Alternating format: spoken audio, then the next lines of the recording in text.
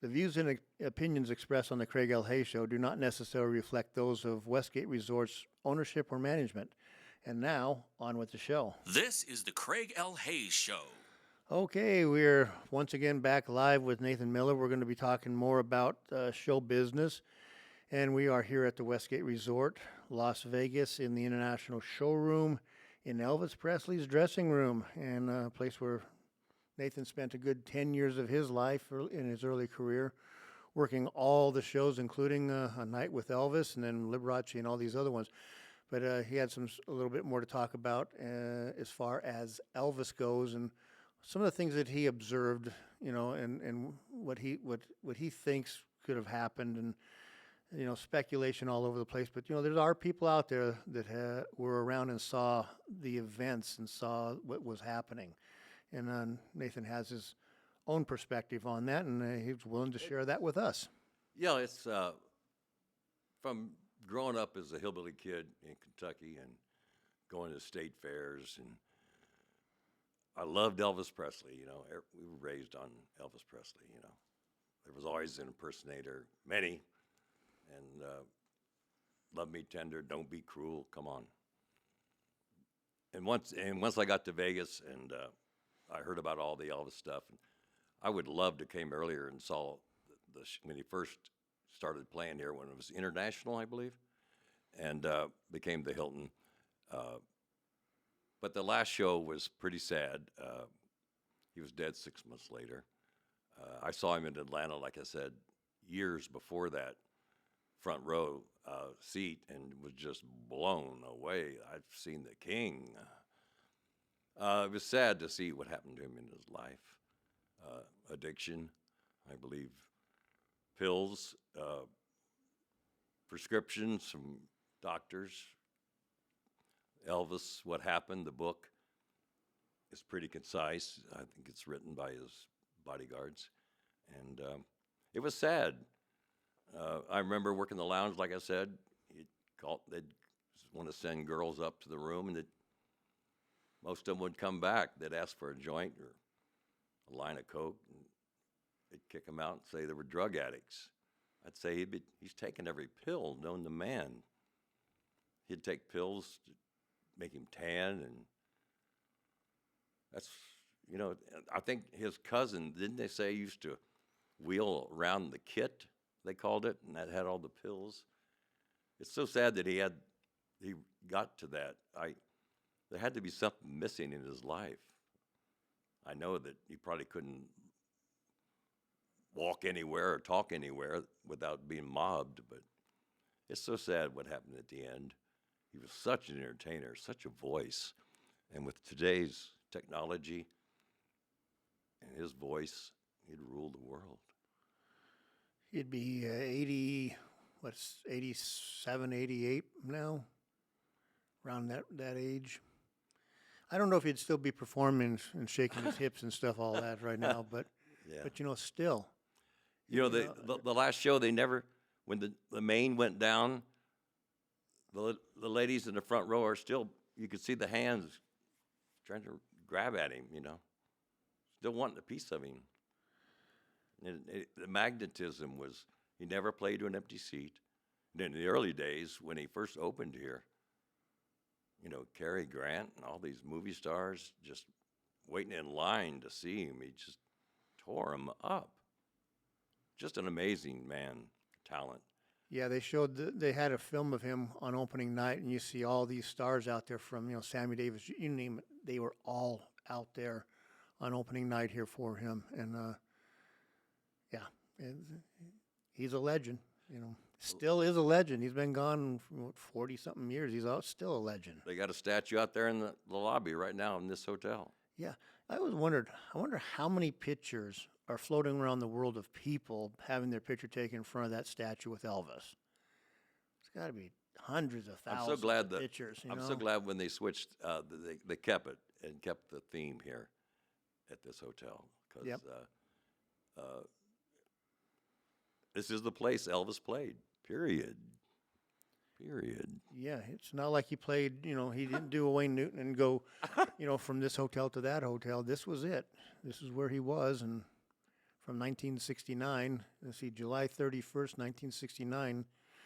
This hotel used to be all tricked out. Remember how they used to do the parking lot with all the signs and the casino was Elvis, and the ladies would just hang around the casino, just, well, maybe he'll come to the casino tonight, or maybe he'll walk through or something. And and every once in a while, like the pit bosses or something like that would call up, the operator and say, "Why don't you do an announcement?" And it'd be like, "Can you page Elvis Presley?" True stories. Yes. Yeah, and so you'd hear Elvis Presley calling Elvis Presley. We pick up a house phone, Elvis Presley, and that made everyone start looking around, like, where he's down here somewhere. Where's he at? Excitement. You're just building the hype. You're building some excitement. And and it worked. These guys knew how to make the excitement just keep on going and building and building. They were so good at it. Yes, the entertainment. Henry Lewin used to be the entertainment director here, or no, he was vice president. Dick Lane was the entertainment director, but Lewin was insistent on entertainment. There was always something going on in this showroom, like you said, television during the day, 2 shows a night, 8 and midnight, every night. And they understood that the showrooms, always would take a hit. They would lose money. Mm-hmm. But they didn't care because they wanted the people foot in. traffic. They wanted the people walking in the casino, walking through the restaurants, walking somewhere. Because I was raised on the philosophy, and this is what I was taught from when I was a kid, from my grandfather on. Mm-hmm. An empty seat generates nothing. Mm-hmm. That's right. That's right. So give the seat away. You're going to at least, get a drink bought. You're going to get someone maybe play, $20 in the slots. You're going to get something from people. Mm-hmm. So, anyways, that's what I was taught from when I was a kid. Empty seats generate nothing. Get the people in there no matter what it takes. They used to say, what, butts in the seats, or they had a saying that never played to an empty seat, or that's the way Elvis was. Yeah. And even if you want to look at, Liberace never played. yeah, and even if you want to look at a little bit later times, Siegfried and Roy, how they talked about, they did 1,000 sold out shows. People don't realize that on nights that it was soft, they would do 2-for-1s. You'd walk up to the front desk to check in, Mm-hmm. and the person checking in would see that you're with your wife or whatever, and say, "Hey, you just won a free ticket to Siegfried and Roy tonight." Mm-hmm. Oh, really? Well, you got that free ticket. Now you can't have someone go by themselves to it. So what do you have to do? You got to go buy another ticket to go along with it. You just sold one ticket where you didn't have anybody in there at first. Magic. There you go. Yes. No meter D's. You didn't have to worry about it. You could fill these things no problems. And that type of looking forward is lacking all over this town. Wanting. It seems like these hotels get in competition from department to department. This guy Inside wants their to own make- hotel. Inside their own hotel, instead of going, it's 4 walls. We got to get people in here, and we've all got to make $1. Uh-huh. The mob knew all that. They knew how to make that work. But corporations are different animals, and that's just the way they are. And It's just how it works anymore. So you got to figure out how to make it work, and a lot of them do. It's Vegas is thriving. and it has changed and remakes itself whenever it needs to, and so Thank God. yeah. Yeah, I'm still here. I'm getting a gold card from the union this coming month, and And that means, for people listening, it means he's been working out of Local 720 or out of the union for 50 years. yeah, I have And loved every minute of it. yeah, But it was a lot of work. A lot of work involved, but enjoyable work because you accomplish something. I worked on the movie Casino and got credits. And same way of creating a stage show. You work all night. You change one show in the showroom. You take down one show. You stay all night. You change the room. You open up the next night, 8 o'clock, with a new show. Mm-hmm. That was a way of life. I used to live before I got my first full-time job at the Hilton. I lived on show changes at Caesars, Riviera, and the Hilton. Yeah, you could make the circuit. Make the circuit. You just go, because not they all didn't change the same night. They all had Bingo. different nights they changed. So, and I would do the same thing. I'd come here on a Sunday night because this place was always Sunday. I'd do a show change here. Then you'd go down to Caesars and you'd do like a Monday or Tuesday there. Then your Bally's did it, and then you could just do like 3 or 4 a week. And You lived on it yeah, you could do that no problem. because the corporate didn't restrict you. That you stayed and worked because the show had to be perfect, and they insisted, and they knew they could do it. Nowadays, they watch every penny, but Yeah. I'm thankful that I was able to enjoy a good life here on this stage for 10 years. Well, let's head down the street to where you went after 10 years. What year did you leave here? It was somewhere around the 77, you came in here in 70. 87 or so.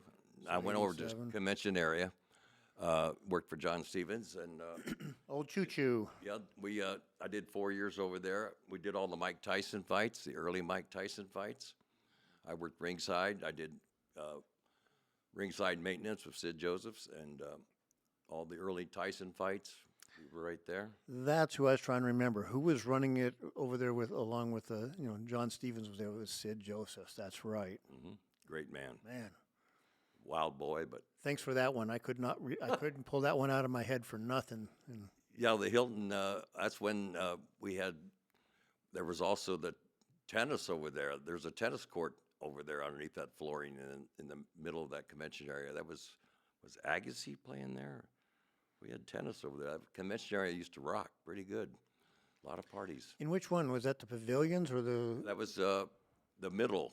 middle one? The pavilions. Yeah. Oh, okay. There's a tennis court underneath that floor. I did not know that. And that's why they had the upstairs with the balcony of all the spotlights in it. That's why they wanted to shoot the cameras. They had cameras there. Oh, There was a world famous tennis match. okay. I worked here 30 years in this hotel. I never knew there was a tennis court underneath that carpeted area out there. And that's something. That is True so. story. That is so cool. Yeah, we did a lot of magic over there too.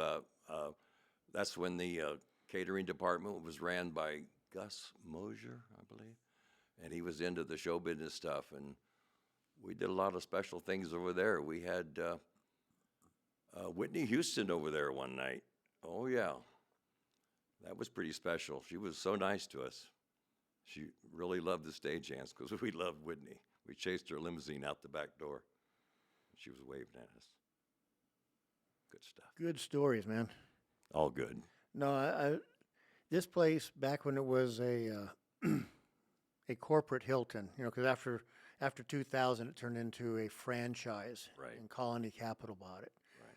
But back in the day when it was a corporate, when it was part of the Hilton family, they would have the most crazy parties.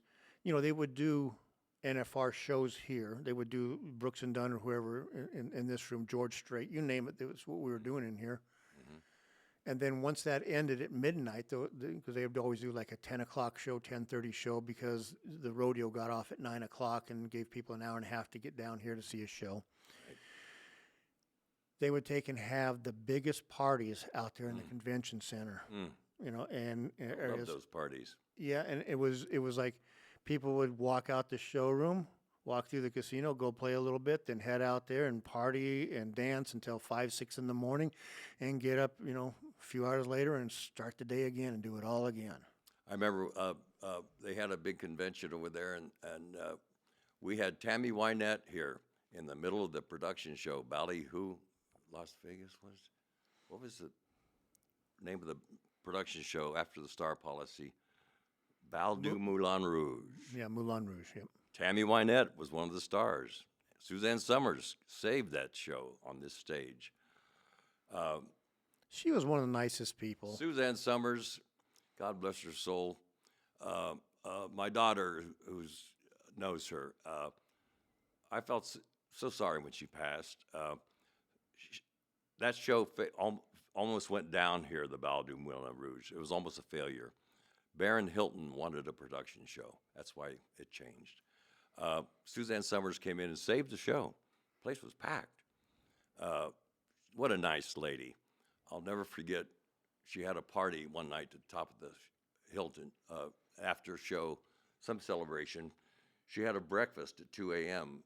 up in the old, on the top of the hotel, the original Elvis Suites, all gone, of course. Yeah. And the original they had a little showroom up there. You remember. Yep. And she had a party up there one night. I'll never forget it. Bloody Mary's breakfast celebration. Of course, I was drunk as usual after the show. Her father passed away from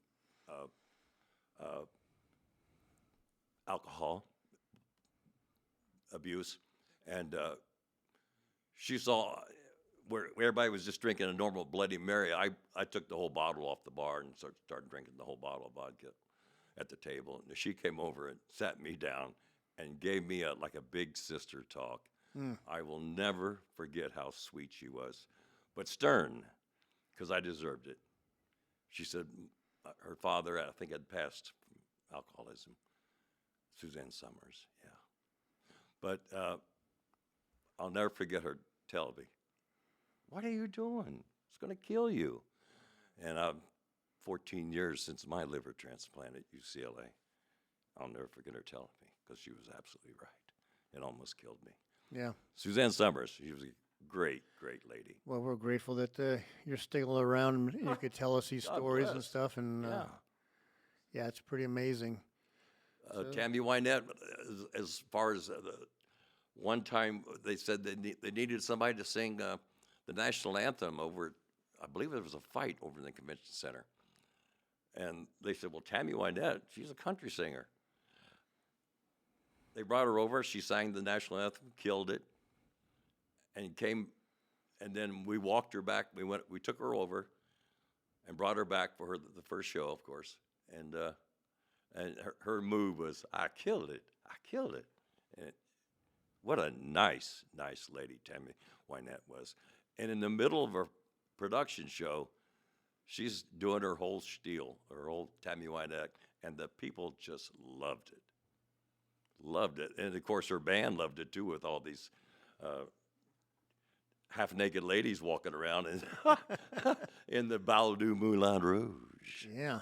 But she took over when Suzanne would be on break, and Tammy Wynette came in. We also had Jim Neighbors. Yeah.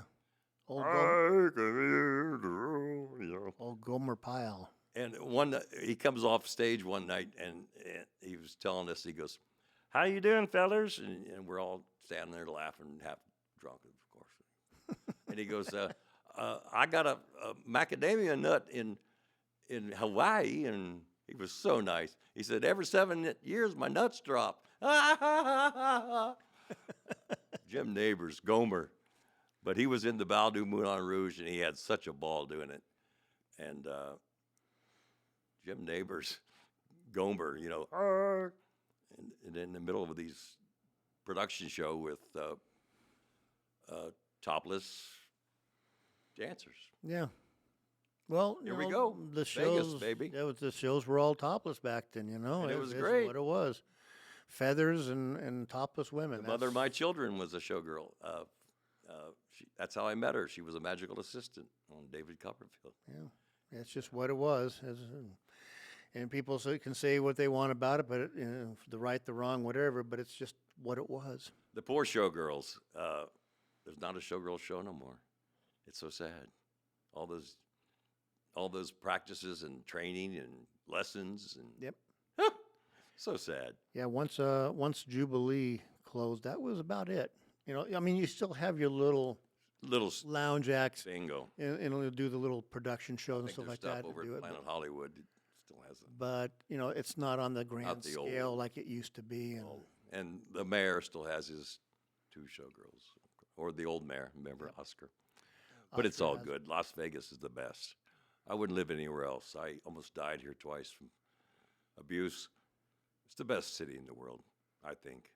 You can do anything you want here 24 hours a day. But it's changed. The old days of the shows, people used to dress up. When I first came to town, 76, there'd be a sport coat rack at this showroom up here. You came in with shirt sleeves, they'd put a sport coat on you.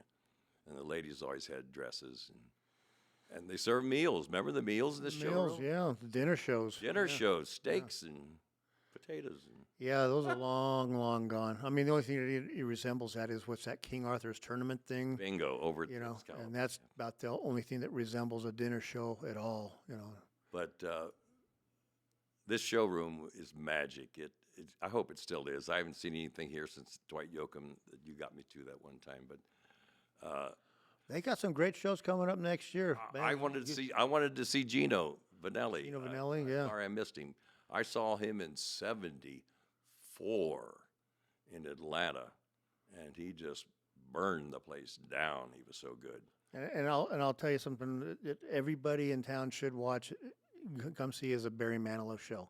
And I've had friends come from Australia, and I'm like, hey, come watch Barry, and they're like, Barry Manilow? What, are you kidding me? And I'm like, no, come see Barry Manilow's show. And they come there, they get blown away. Mm-hmm. He is such a performer. They don't understand. He's just not going to sit there at the piano and sing, you know, Mandy. He's not going to sing, Nope. I write, you know. No, he puts on a show. Some of my late neighbor, I had a late neighbor that came to every Barry Manilow show. It's like, I'm sure Barry still has them here, that every show they're in the front row. It's the way the Elvis shows were. I remember Engelbert's, the first